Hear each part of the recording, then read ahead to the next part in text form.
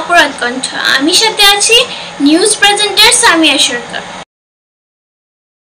Commercial industry নির্বাচন 2024-2026 তফসিল অনুযায়ী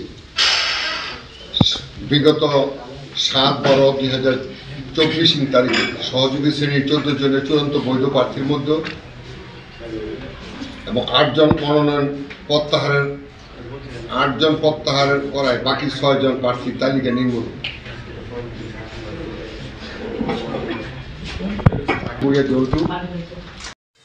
সাধারণ আসনে এই 12 জনকে আপনারা সমর্থন দিয়েছেন, আপনাদের অনেকের প্রার্থীতা প্রত্যাহার করেছেন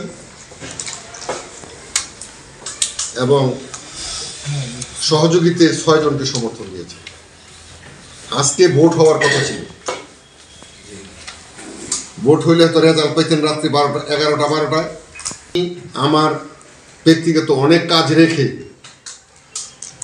এইটার দায়িত্ব পাওয়ার পর আমি আইনজীবী সমিতিতে নির্বাচন করতে পারিনি। আমি নির্বাচন করার কথা ছিল, কারণ এই ইলেকশনটা করা আবার বাইরের নির্বাচনটা করা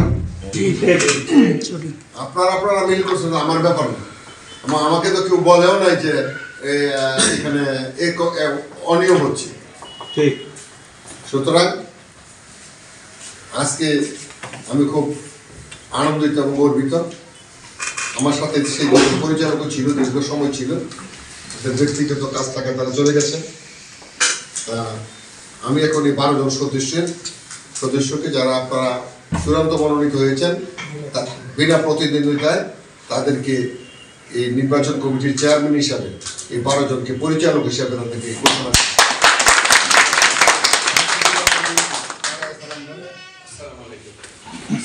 মোহাম্মদ কাইম মোল্লা পরিচালক, নাজমুল হক ভুইয়া ব্যক্তিগত কাজ, মোহাম্মদ দেলোয়ার হোসেন দুল্লা, আওলাদ হোসেন মোল্লা, মোহাম্মদ মোশাররফ হোসেন। ঘোষণার পর থেকে প্রতি তারিখে বলতে গেলে এখানে একটা অফিস করেছি, কারণ প্রায় 2400 ভোটার। আমরা ভোটারগুলো স্ক্রুটিনি করেছি। স্ক্রুটিনি করার পর আরেকটা বোর্ড আছে, কিন্তু আপিল বোর্ড। সে আপিল বোর্ডের চেয়ারম্যান ছিল যিনি 2021 সালে আমার সাথে আইনজীবী সমিতির সেক্রেটারি ছিল,